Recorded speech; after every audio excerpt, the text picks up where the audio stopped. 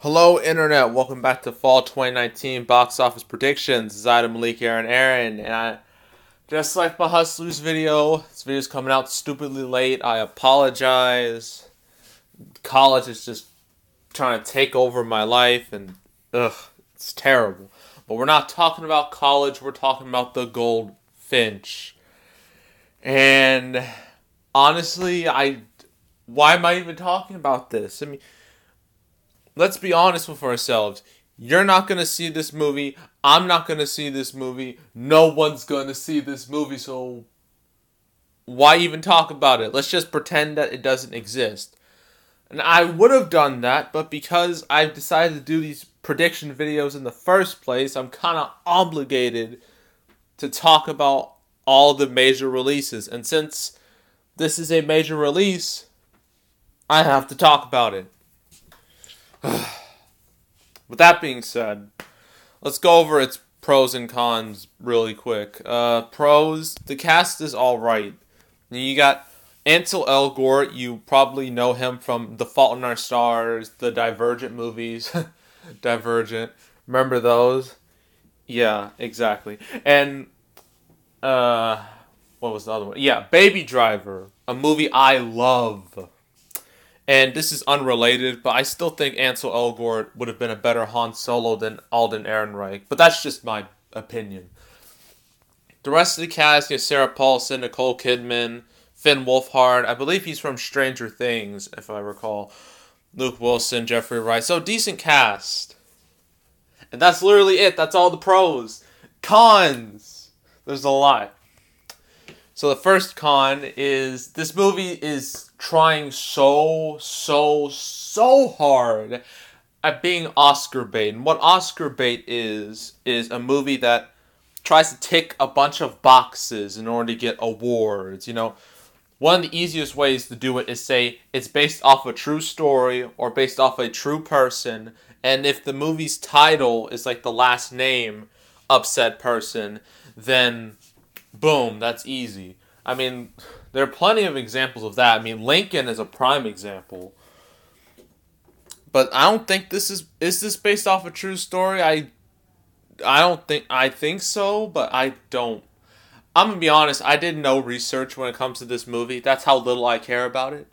I just don't I kind of just looked at this movie solely on the advertisements that I've seen on YouTube, and I, for the life of me, have no freaking idea what this movie's about. And that's the second problem.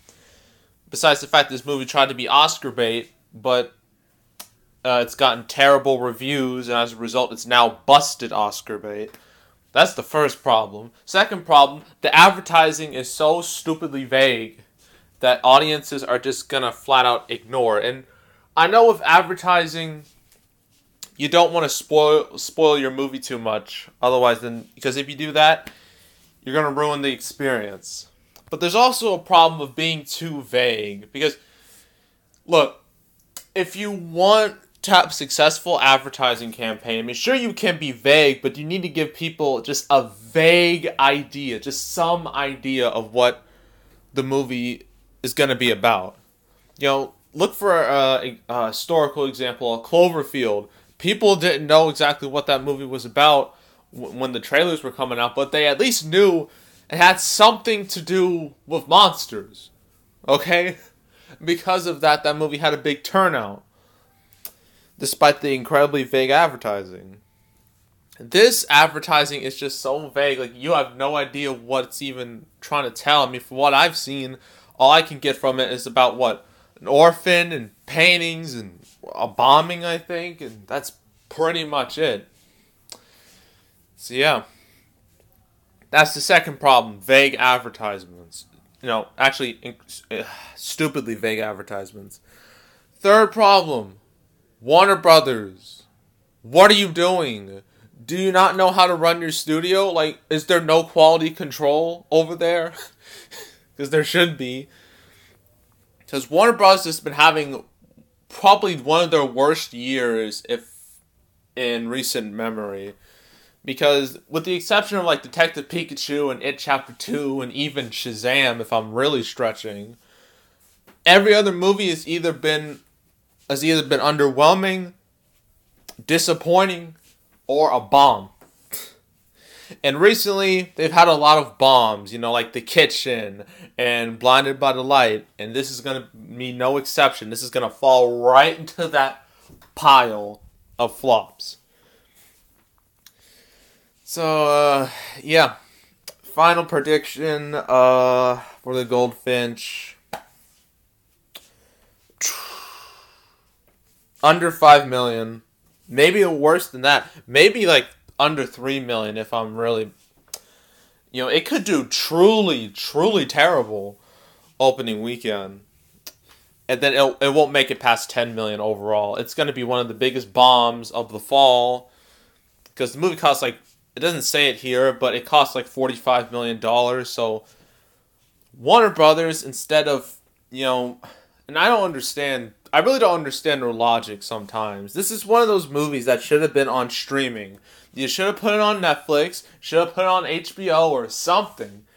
I mean, you put Mowgli on the Netflix, and if Mowgli, when it was supposed to come out, if it actually came out in theaters, it would have bombed horribly.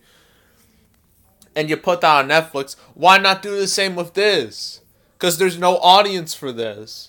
If you put it on Netflix, you would have saved at least a little bit of face, but you didn't. And now you're going to lose money because, I don't know, you probably saw some value in this movie, but in reality there was no value to begin with. So that's the Goldfinch. Yep, Goldfinch. Next up, I'm just gonna... I might as well tell you now. I was actually using the Wayback Machine to do this video because I'm actually recording this like a day after the movie came out. And I needed so I used the Wayback Machine to use like an image of like the movie as it was coming out. Because if I just did predictions while the numbers were there, it would look really weird. But turns out the movie's doing worse than I ever thought. It's gonna make $2 million. Yeah. $2 million. Warner Brothers, get your act together now. They're probably glad, so happy they got Joker coming out. Next up, we're talking about Ad Astra, a movie that looks somewhat interesting, but I don't think Disney is gonna push it very hard because it's a Fox movie, and as we've seen in past few months, pretty much any movie that's not theirs, they tank. For the most part.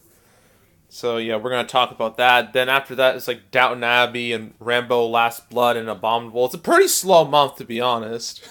It's just as slow as July. So, yeah. That's all. Make sure to subscribe, like this video, leave a comment. If you want to check out my past predictions for summer, got 2 playlists for those, blockbusters, not blockbusters. I'm going to continue doing fall. I just uploaded my August 2019 recap. I still have to do the whole summer recap. So yeah, it's quite a bit to do, but it's doable. So yeah, that is all, and I am out.